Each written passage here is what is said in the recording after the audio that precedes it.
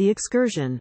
Book 6th. The Churchyard among the Mountains by William Wordsworth. Hail to the crown by freedom shaped to gird an English sovereign's brow, and to the throne whereon he sits, whose deep foundations lie in veneration and the people's love, whose steps are equity, whose seat is law.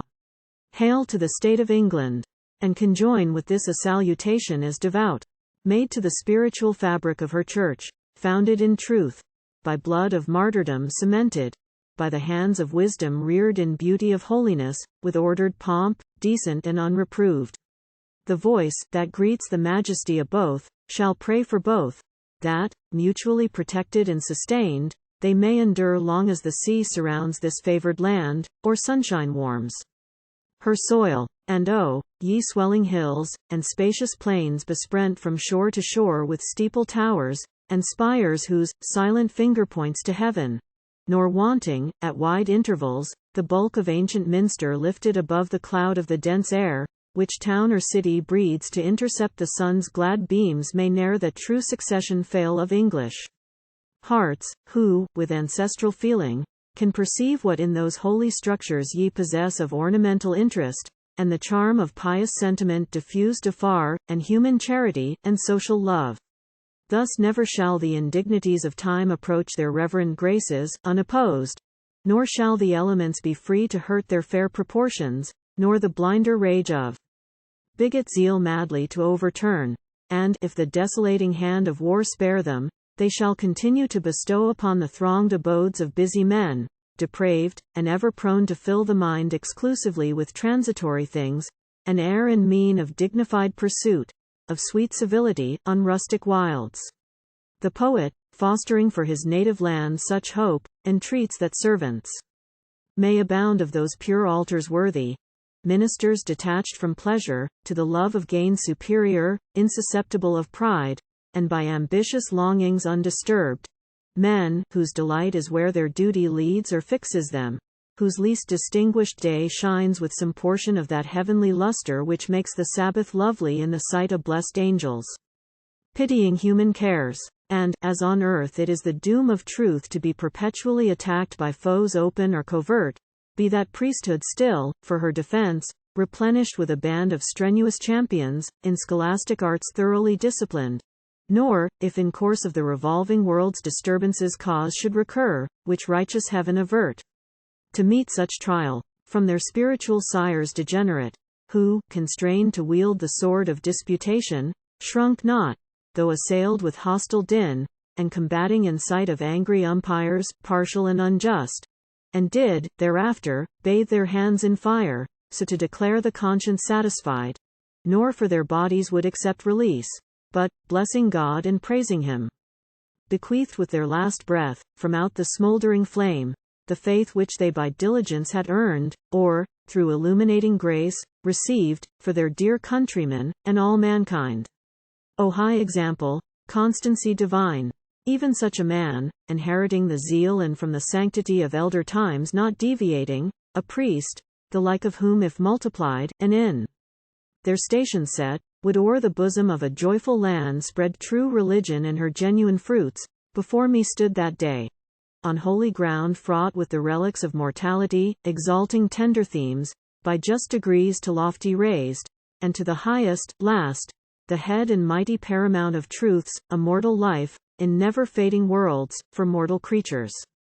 Conquered and secured, that basis laid, those principles of faith announced, as a preparatory act of reverence done to the spirit of the place, the pastor cast his eyes upon the ground, not, as before, like one oppressed with awe but with a mild and social cheerfulness, then to the solitary turned, and spake.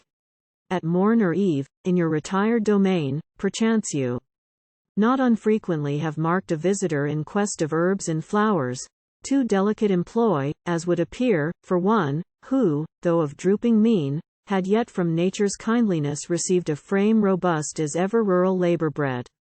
The solitary answered, such a form full well I recollect. We often crossed each other's path, but, as the intruder seemed fondly to prize the silence which he kept, and I as willingly did cherish mine, we met, and passed, like shadows.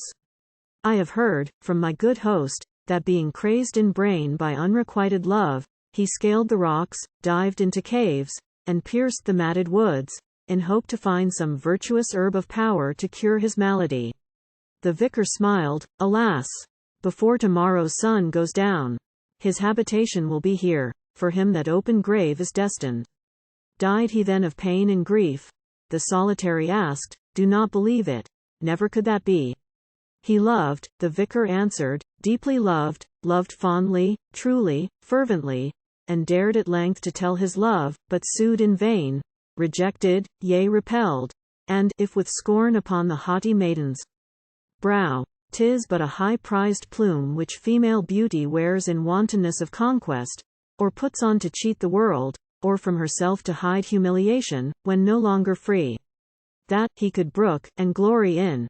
But when the tidings came that she whom he had wooed was wedded to another, and his heart was forced to rend away its only hope, then, pity could have scarcely found on earth an object worthier of regard than he, in the transition of that bitter hour.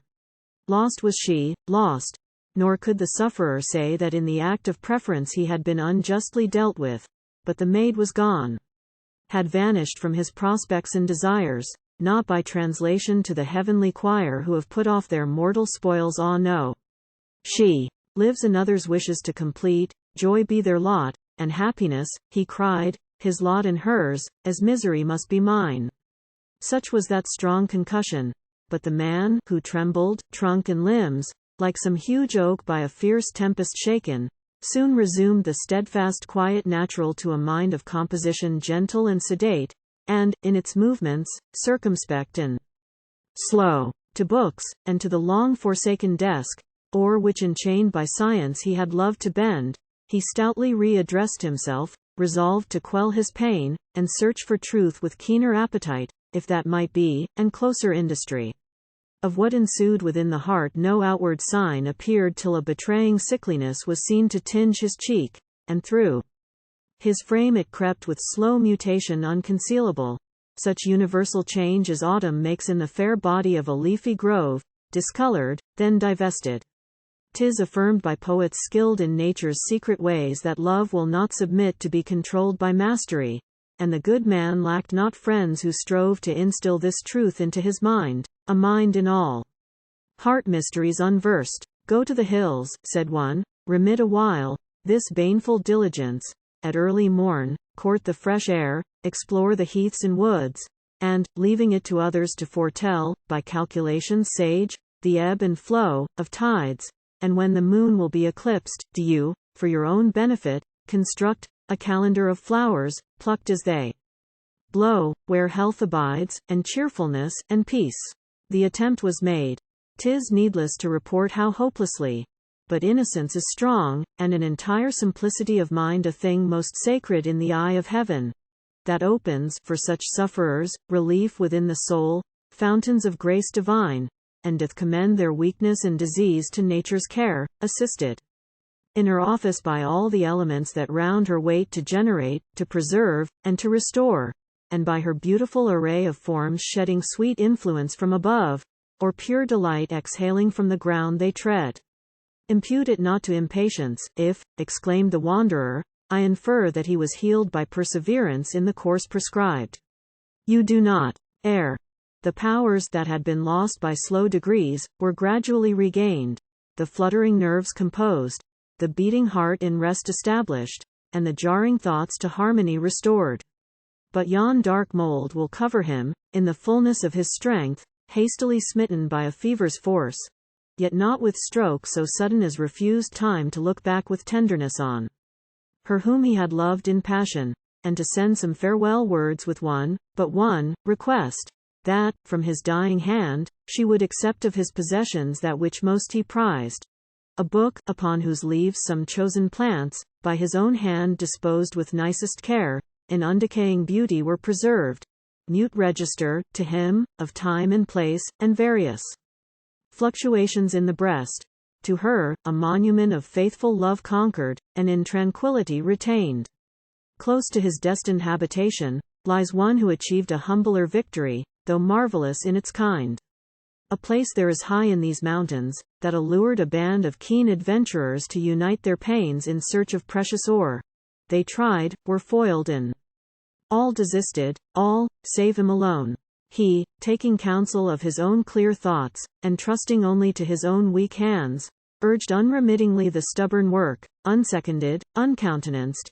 Then, as time passed on, while still his lonely efforts found no recompense, derided, and at length, by many pitied, as insane of mind, by others dreaded as the luckless thrall of subterranean spirits feeding hope by various mockery of sight and sound, hope after hope, encouraged and destroyed.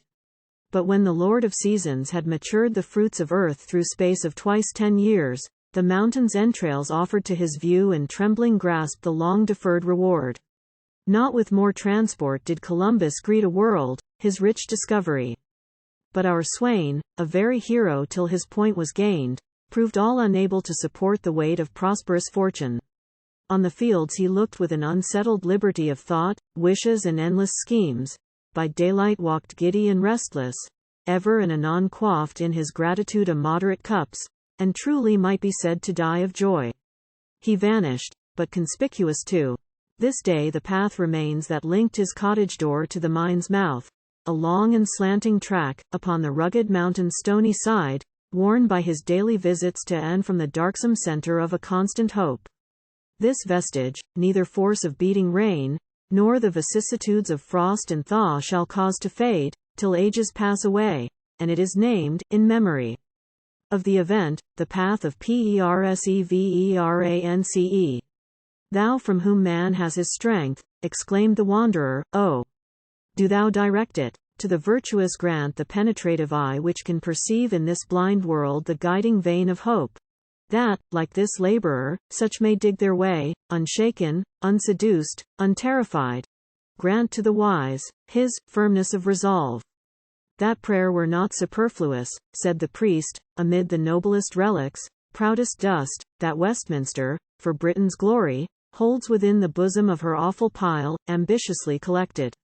Yet the sigh, which wafts that prayer to heaven, is due to all, wherever laid, who living fell below their virtue's humbler mark, a sigh of paean if to the opposite extreme they sank. How would you pity her who yonder rests, him, farther off, the pair, who here are laid, but, above all, that mixture of earth's mould whom sight of this green hillock to my mind recalls? He lived not till his locks were nipped by seasonable frost of age, nor died before his temples, prematurely forced to mix the manly brown with silver gray, gave obvious instance of the sad effect produced, when thoughtless folly hath usurped the natural crown that sage experience wears. Gay, volatile, ingenious, quick to learn, and prompt to exhibit all that he possessed or could perform. A zealous actor, hired into the troop of mirth, a soldier, sworn into the lists of giddy enterprise, such was he.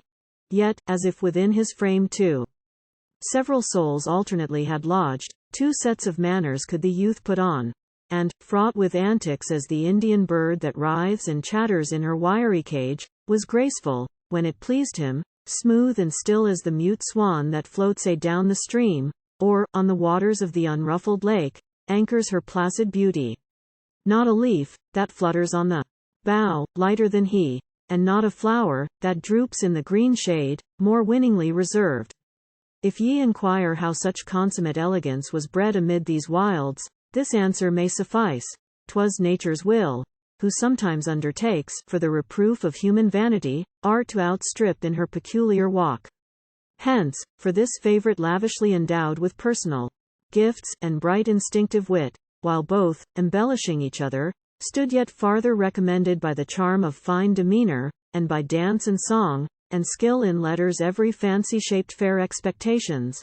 Nor, when to the world's capacious field forth went the adventurer, there were he and his attainments overlooked, or scantily rewarded, but all hopes cherished for him, he suffered to depart, like blighted buds, or clouds that mimicked land before the sailor's eye, or diamond drops that sparkling decked the morning grass, or aught that was attractive, and hath ceased to be.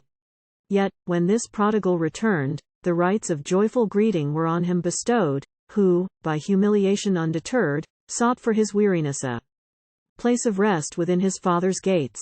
Whence came he, clothed in tattered garb? From hovels where abides necessity, the stationary host of vagrant poverty, from rifted barns where no one dwells but the wide-staring owl and the owl's prey, from these bare haunts, to which he had descended from the proud saloon, he came, the ghost of beauty and of health, the wreck of gaiety, but soon revived in strength, in power refitted, he renewed his suit to fortune, and she smiled again upon a fickle ingrate. Thrice he rose, thrice sank as willingly, for he whose nerves were used to thrill with pleasure, while his voice softly accompanied the tuneful harp, by the nice finger of fair ladies touched in glittering halls was able to derive no less enjoyment from an abject choice. Who happier for the moment, who more blithe than this fallen spirit? In those dreary holds his talents lending to exalt the freaks of merry-making beggars, nor provoked to laughter multiplied in louder peals by his malicious wit. Then, all enchained with mute astonishment, themselves to see in their own arts outdone, their fame eclipsed, as by the very presence of the fiend who dictates and inspires elusive feats, for knavish purposes. The city, too, with shame I speak it, to her guilty bowers allured him, sunk so low in self-respect as there to linger, there to eat his bread, hired minstrel of voluptuous blandishment, charming the air with skill of hand or voice, listen who would, be wrought upon who might, sincerely wretched hearts, or falsely gay. Such the too frequent tenor of his boast in ears that relished the report, but all was from his parents happily concealed, who saw enough for blame and pitying love.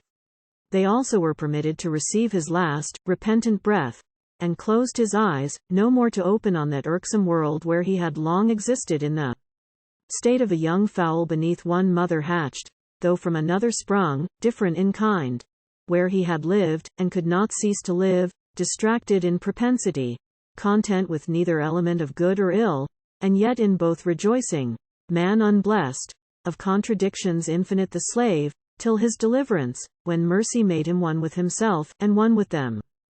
That sleep, 'tis strange, observed the solitary, strange it seems, and scarcely less than pitiful, that in a land where charity provides for all that can no longer feed themselves, a man like this should choose to bring his shame to the parental door, and with his sighs infect the air which he had freely breathed in happy infancy. He could not pine, through lack of converse. No, he must have found abundant exercise for thought and speech, in his individual being, self-reviewed, self-catechized, self-punished. Some there are who, drawing near their final home, and much and daily longing that the same were reached, would rather shun than seek the fellowship of kindred mold. Such haply here are laid?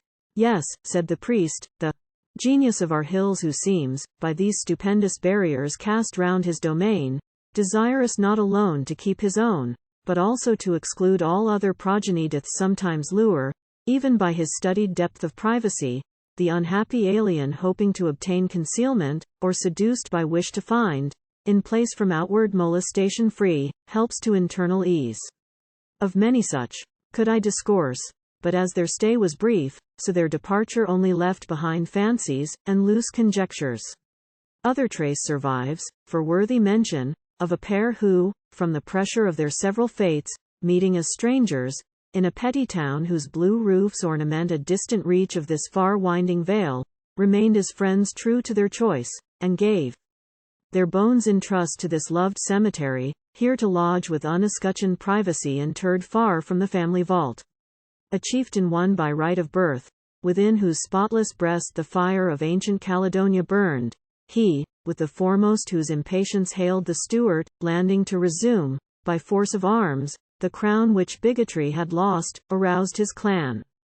And, fighting at their head, with his brave sword endeavoured to prevent Culloden's fatal overthrow.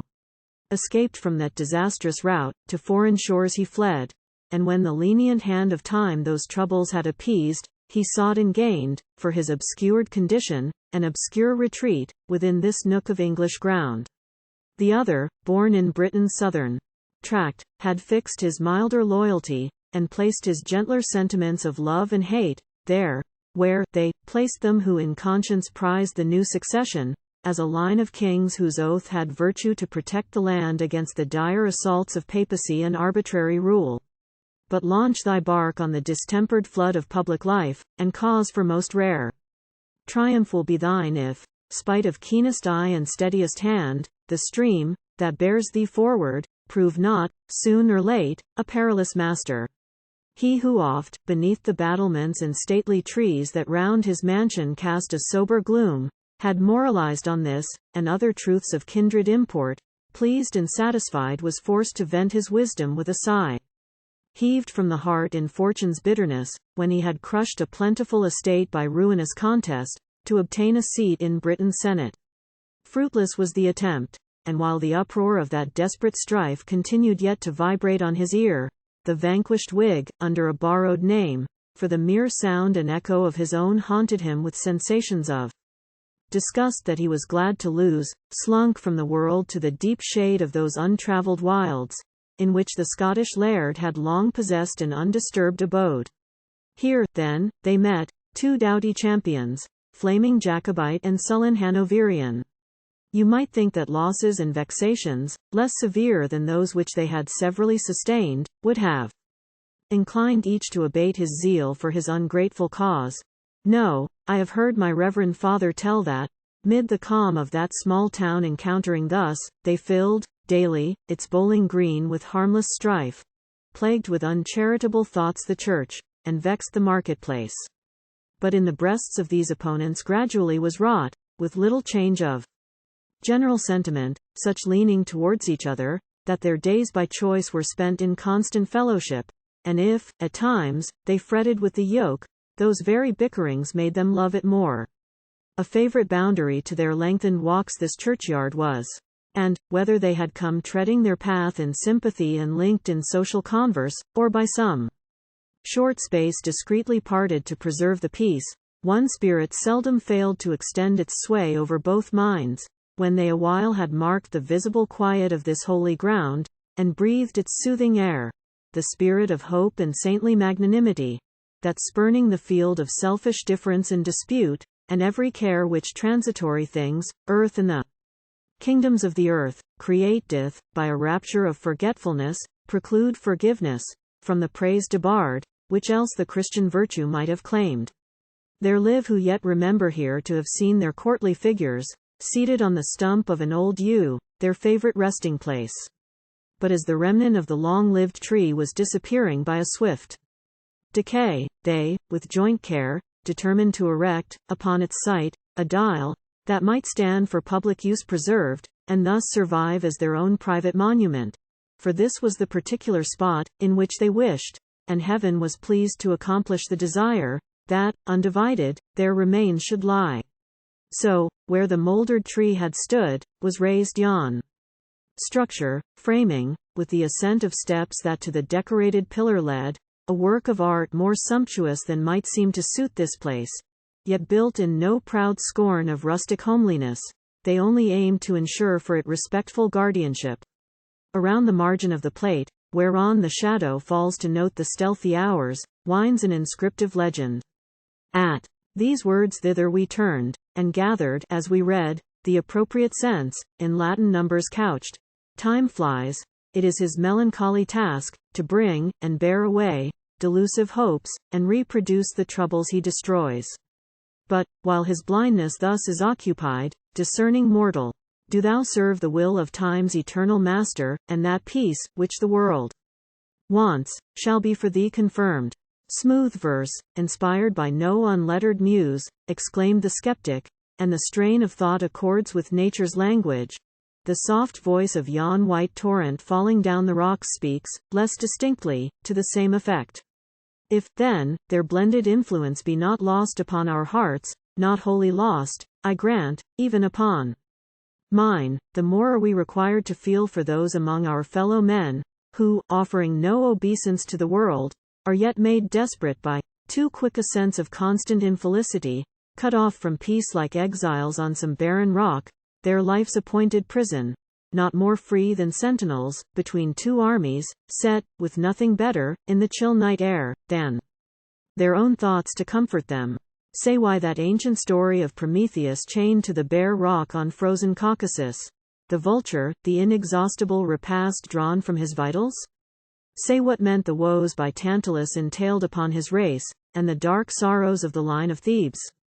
fictions in form, but in their substance truths, tremendous truths. Familiar to the men of long past times, nor obsolete in ours. Exchange the shepherd's frock of native grey for robes with regal purple tinged. Convert the crook into a sceptre. Give the pomp of circumstance. And here the tragic muse shall find apt subjects for her highest art. Amid the groves, under the shadowy hills, the generations are prepared. The pangs, the internal pangs, are ready. The dread strife of poor humanity's afflicted will struggling in vain with ruthless destiny. Though, said the priest in answer, these be terms which a divine philosophy rejects, we, whose established and unfailing trust is in controlling providence, admit that, through all stations, human life abounds with mysteries. For, if faith were left untried, how could the might that lurks within her then be shown? Her glorious excellence that ranks among the first of powers and virtues proved? Our system is not fashioned to preclude that sympathy which you for others ask, and I could tell, not travelling for my theme beyond these humble graves, of grievous crimes and strange disasters, but I pass them by, loath to disturb what heaven hath hushed in peace. Still less, far less, am I inclined to treat of man degraded in his Maker's sight by the deformities of brutish vice. For, in such portraits, though a vulgar face and a course outside of repulsive life and unaffecting manners might at once be recognized by all, do not think, the wanderer somewhat eagerly exclaimed, wish could be ours. That you, for such poor gain shall I call it? Gain of what? For whom? Should breathe a word tending to violate your own pure spirit.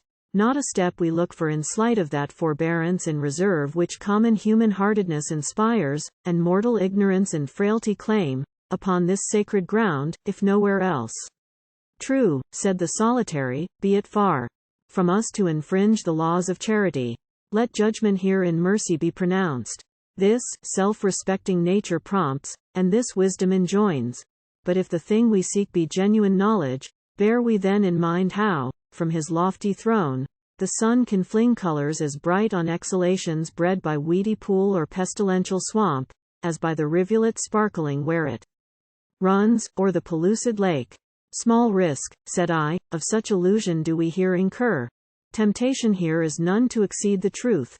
No evidence appears that they who rest within this ground, were covetous of praise, or of remembrance even, deserved or not. Green is the churchyard, beautiful and green, ridge rising gently by the side of ridge, a heaving surface. Almost wholly free from interruption of sepulchral stones, and mantled o'er with aboriginal turf and everlasting flowers. These dalesmen trust the lingering gleam of their departed lives to oral record, and the silent heart, depositories faithful and more kind than fondest epitaph. For, if those fail, what boots the sculptured tomb? And who can blame, who rather would not envy, men that feel this mutual confidence, if, from such source, the practice flow, if thence, or from a deep and general humility in death. Nor should I much condemn it, if it spring from disregard of time's destructive power, as only capable to prey on things of earth, and human nature's mortal part.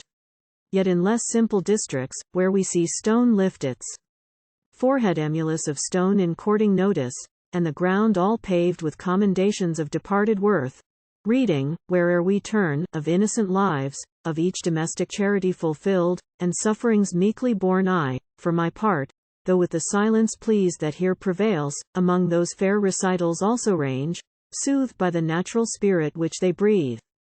And, in the centre of a world whose soil is rank with all unkindness, compassed round with such memorials, I have sometimes felt, it was no momentary happiness to have, one, enclosure where the voice that speaks in envy or detraction is not heard, which malice may not enter, where the traces of evil inclinations are unknown, where love and pity tenderly unite with resignation, and no jarring tone intrudes, the peaceful concert to disturb of amity and gratitude.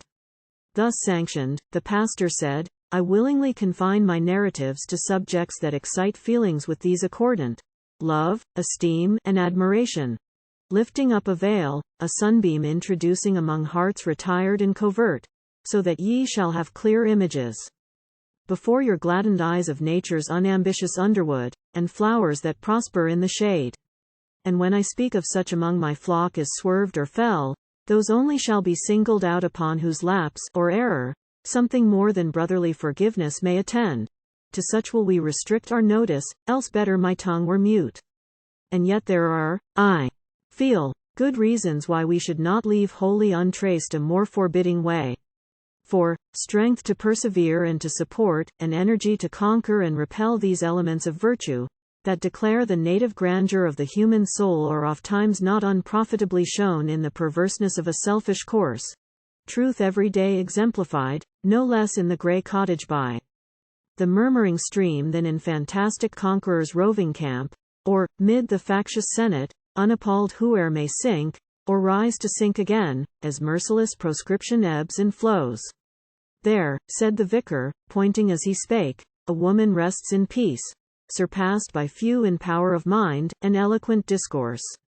Tall was her stature, her complexion dark and saturnine, her head not raised to hold converse with heaven, nor yet depressed towards earth, but in projection carried, as she walked for ever musing.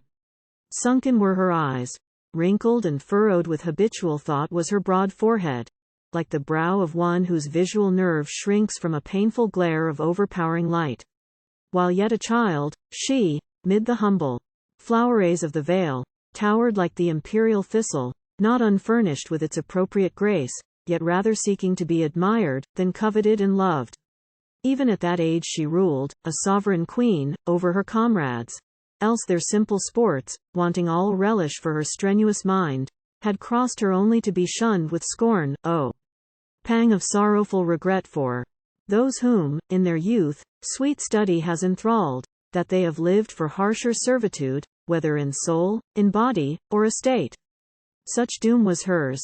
Yet nothing could subdue her keen desire of knowledge, nor efface those brighter images by books impressed upon her memory, faithfully as stars that occupy their places, and, though oft hidden by clouds, and oft bedimmed by haze, are not to be extinguished, nor impaired. Two passions, both degenerate, for they both began in honor, gradually obtained rule over her, and vexed her daily life. An unremitting, avaricious thrift, and a strange thraldom of maternal love, that held her spirit, in its own despite, bound by vexation, and regret, and scorn, constrained forgiveness, and relenting vows, and tears, in pride suppressed, in shame concealed to a poor dissolute son, her only child. Her wedded days had opened with mishap, whence dire dependence. What could she perform to shake the burthen off? Ah, there was felt, indignantly, the weakness of her sex. She mused, resolved, adhered to her resolve. The hand grew slack in almsgiving, the heart closed by degrees to charity. Heaven's blessing not seeking from that source, she placed her trust in ceaseless pains and strictest parsimony, which sternly hoarded all that could be spared, from each day's need, out of each day's least gain. Thus all was re-established, and a pile constructed, that sufficed for every end, save the contentment of the builder's mind, a mind by nature indisposed to aught so placid, so inactive, as content. A mind intolerant of lasting peace, and cherishing the pang her heart deplored. Dread life of conflict, which I oft compared to the agitation of a brook that runs down a rocky mountain, buried now and lost in silent pools, now in strong eddies chained, but never to be charmed to gentleness, its best attainment fits of such repose as timid eyes might shrink from fathoming. A sudden illness seized her in the strength of life's autumnal season.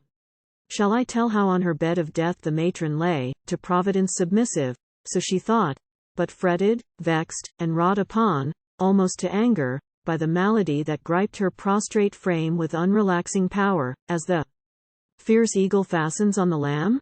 She prayed, she moaned. Her husband's sister watched her dreary pillow, waited on her needs, and yet the very sound of that kind foot was anguish to her ears. And must she rule? This was the death-doomed woman heard to say in bitterness, and must she rule and reign, sole mistress of this house, when I am gone? Tend what I tended, calling it her own. Enough, I fear, too much. One vernal evening, while she was yet in prime of health and strength, I well remember, while I passed her door alone, with loitering step, an upward eye turned towards the planet Jupiter that hung above the center of the vale, A voice roused me, her voice. It said, "That glorious star, in its untroubled element will shine. As now it shines, when we are laid in earth, and safe from all our sorrows." With a sigh she spake, yet, I believe, not unsustained by faith in glory that shall far transcend aught by these perishable heavens disclosed to sight or mind. Nor less than care divine is divine mercy. She, who had rebelled, was into meekness softened and subdued, did, after trials not in vain, prolonged, with resignation sink into the grave, and her uncharitable acts, I trust, and harsh unkindnesses are all forgiven, though, in this vale, remembered with deep awe. The vicar paused, and toward a seat advanced, a long stone seat, fixed in the churchyard wall, part shaded by cool sycamore, and part offering a sunny resting place to them who seek the house of worship, while the bells yet ring with all their voices, or before the last hath ceased its solitary knoll. Beneath the shade we all sat down, and there, his office uninvited, he resumed. As on a sunny bank, a tender lamb lurks in safe shelter from the winds of March, screened by its parent, so that little mound lies guarded by its neighbor. The small heap speaks for itself. An infant there doth rest, the sheltering hillock is the mother's grave.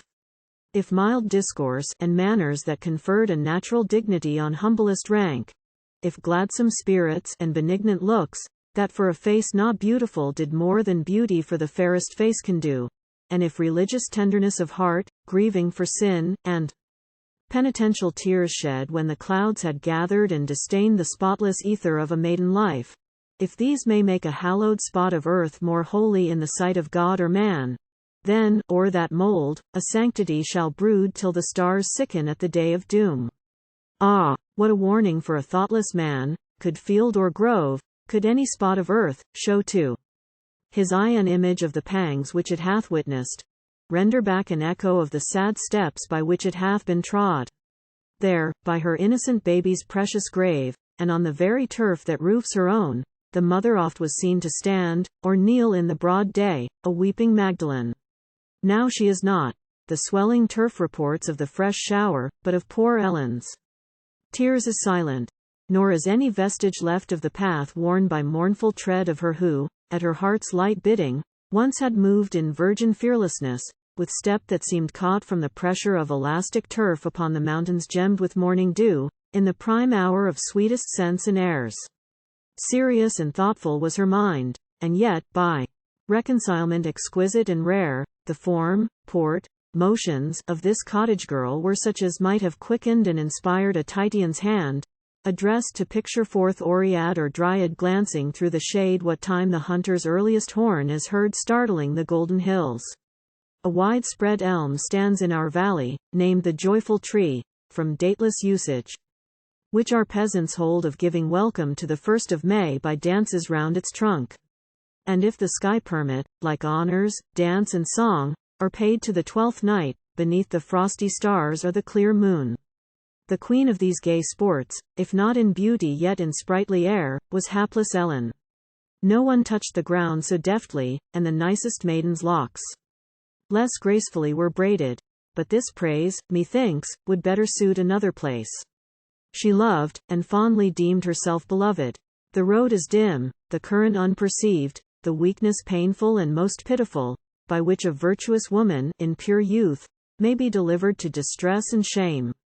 Such fate was hers, the last time Ellen danced, among her equals, round the joyful tree. She bore a secret burthen, and full soon was left to tremble for a breaking vow, then, to bewail a sternly broken vow, alone, within her widowed mother's house. It was the season of unfolding leaves, of days advancing toward their utmost length, and small birds singing happily to mates happy as they. With spirit-saddening power winds pipe through fading woods, but those blithe notes strike the deserted to the heart. I speak of what I know, and what we feel within. Beside the cottage in which Ellen dwelt stands a tall ash tree, to whose topmost twig a thrush resorts, and annually chants, at morn and evening from that naked perch, while all the undergrove is thick with leaves, a time-beguiling ditty, for delight of his fond partner, silent in the nest. Ah, why, said Ellen, sighing to herself, why do not words, and kiss, and solemn pledge, and nature that is kind in woman's breast, and reason that in man is wise and good, and fear of him who is a righteous judge, why do not these prevail for human life, to keep two hearts together, that began their springtime with one love, and that have need of mutual pity and forgiveness, sweet to grant, or be received, while that poor bird, oh come and hear him. Thou who hast to me been faithless, hear him, though a lowly creature, one of God's simple children that yet know not the universal parent, how he sings, as if he wished the firmament of heaven should listen, and give back to him the voice of his triumphant constancy and love, the proclamation that he makes, how far his darkness doth transcend our fickle light.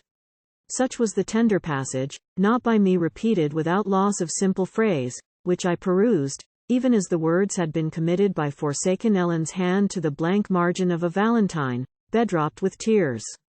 'Twill please you to be told that, studiously withdrawing from the eye of all companionship, the sufferer yet in lonely reading found a meek resource. How thankful for the warmth of summer days, when she could slip into the cottage barn, and find a secret oratory there, or, in the garden, under friendly veil of their long twilight, pore upon her book by the last lingering help of the open sky until dark night dismissed her to her bed. Thus did a waking fancy sometimes lose the unconquerable pang of despised love. A kindlier passion opened on her soul when that poor child was born. Upon its face she gazed as on a pure and spotless gift of unexpected promise, where a grief or dread was all that had been thought of, joy far livelier than bewildered traveller feels amid a perilous waste that all night long hath harassed him toiling through fearful storm, when he beholds the first pale speck serene of day spring, in the gloomy east, revealed, and greets it with thanksgiving. Till this hour, thus, in her mother's hearing Ellen spake, there was a stony region in my heart, but he, at whose command the parched rock was smitten, and poured forth a quenching stream, hath softened that obduracy, and made unlooked for gladness in the desert place, to save the perishing. And, henceforth, I breathe the air with cheerful spirit, for thy sake, my infant. And for that good mother dear, who bore me, and hath prayed for me in vain, yet not in vain, it shall not be in vain. She spake, nor was the assurance unfulfilled, and if heart-rending thoughts would oft return, they stayed not long. The blameless infant grew the child whom Ellen and her mother loved they soon were proud of, tended it and nursed, a soothing comforter, although forlorn, like a poor singing bird from distant lands, or a choice shrub, which he, who passes by with vacant mind, not seldom may observe fair flowering in a thinly peopled house, whose window, somewhat sadly, it adorns. Through 4 months' space the infant drew its food from the maternal breast, then scruples rose, thoughts, which the rich are free from, came and crossed the fond affection. She no more could bear by her offense to lay a twofold weight on a kind parent willing to forget their slender means. So, to that parent's care trusting her child, she left their common home, and undertook with dutiful content a foster mother's office.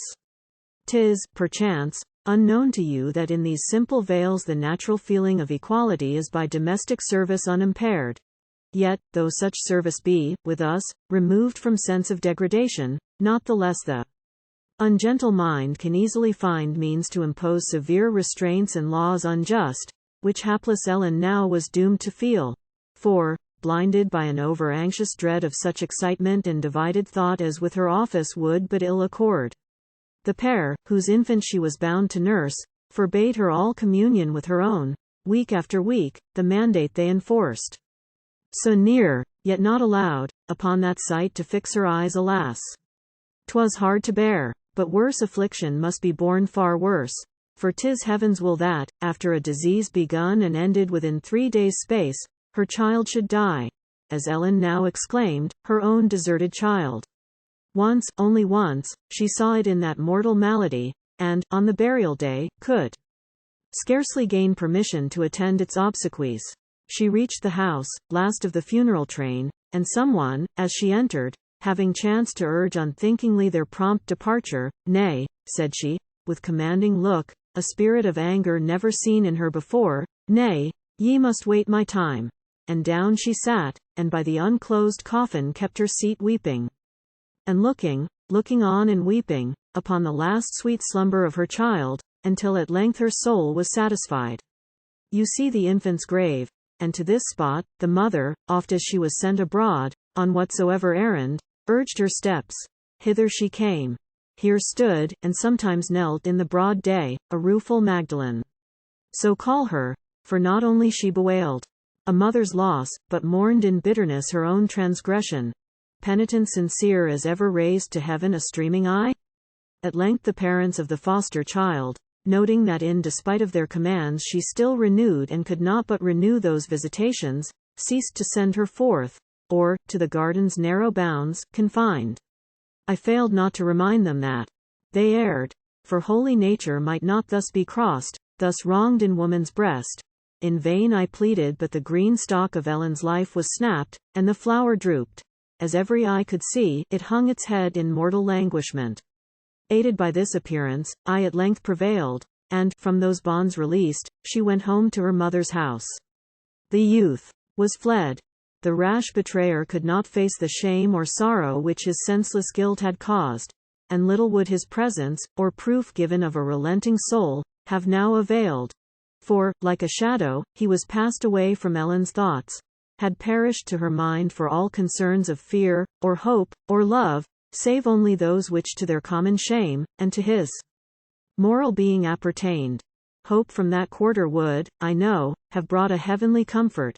There she recognized an unrelaxing bond, a mutual need.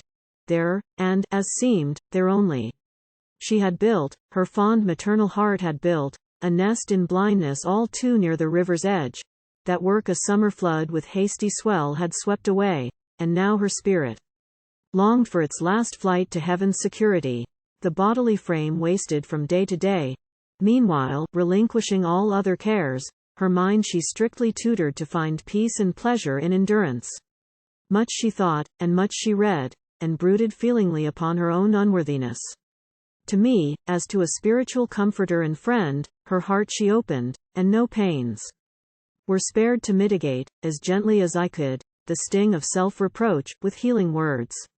Meek saint, through patience glorified on earth, in whom, as by her lonely hearth she sat, the ghastly face of cold decay put on a sun-like beauty, and appeared divine. May I not mention that, within those walls, in due observance of her pious wish, the congregation joined with me in prayer for her soul's good?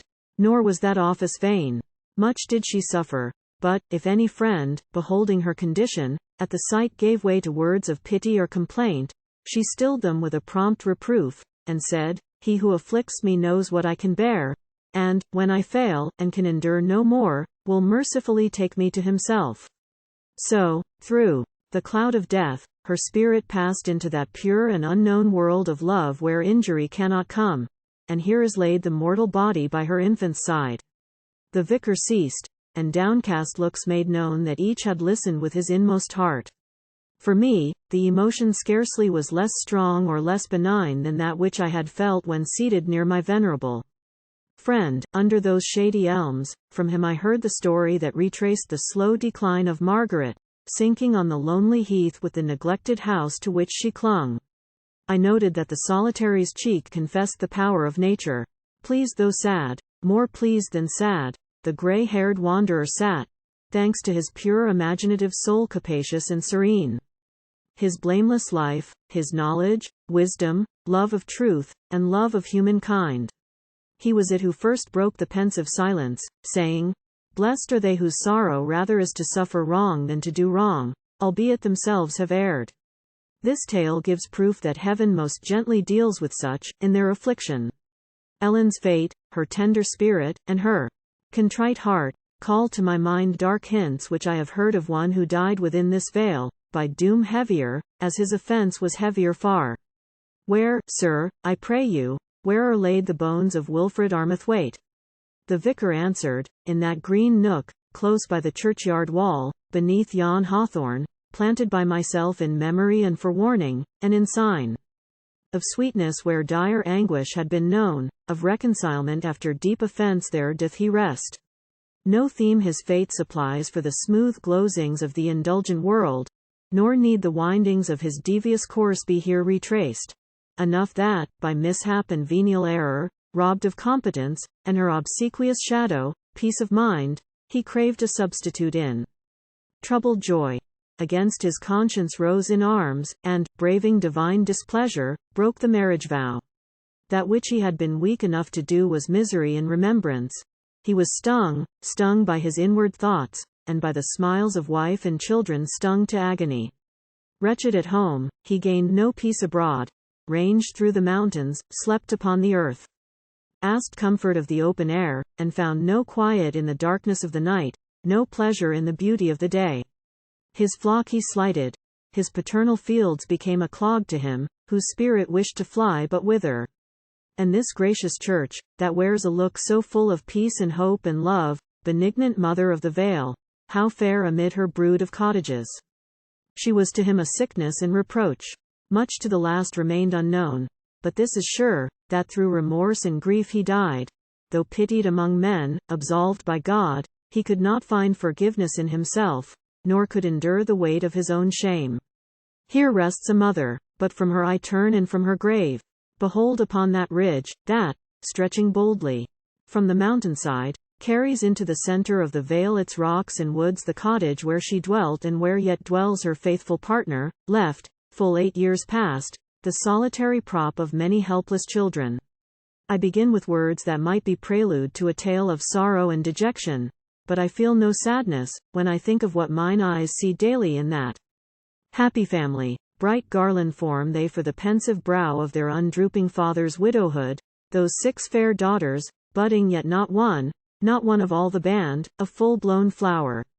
Depressed, and desolate of soul, as once that father was, and filled with anxious fear, now, by experience taught, he stands assured, that God, who takes away, yet takes not half of what he seems to take, or gives it back, not to our prayer, but far beyond our prayer, he gives it the boon produce of a soil which our endeavors have refused to till, and hope hath never watered. The abode, whose grateful owner can attest these truths, even were the object nearer to our sight, would seem in no distinction to surpass the rudest habitations. Ye might think that it had sprung self-raised from earth, or grown out of the living rock, to be adorned by nature only. But, if thither led, ye would discover, then, a studious work of many fancies, prompting many hands. Brought from the woods the honeysuckle twines around the porch, and seems, in that trim place, a plant no longer wild. The cultured rose there blossoms, strong in health, and will be soon roof-high. The wild pink crowns the garden wall, and with the flowers are intermingled stones sparry and bright, rough scatterings of the hills. These ornaments, that fade not with the year, a hardy girl continues to provide, who, mounting fearlessly the rocky heights, her father's prompt attendant, does for him all that a boy could do. But with delight more keen and prouder daring, yet hath she, within the garden, like the rest, a bed for her own flowers and favorite herbs, a space, by sacred charter, holden for her use. These, and whatever else the garden bears of fruit or flower, permission asked or not, I freely gather, and my leisure draws a not unfrequent pastime from the hum of bees around. Their range of sheltered hives busy in that enclosure, while the rill, that sparkling thrids the rocks, attunes his voice to the pure course of human life which there flows on in solitude. But, when the gloom of night is falling round my steps, then most this dwelling charms me. Often I stop short, who could refrain? And feed by stealth my sight with prospect of the company within, laid open through the blazing window.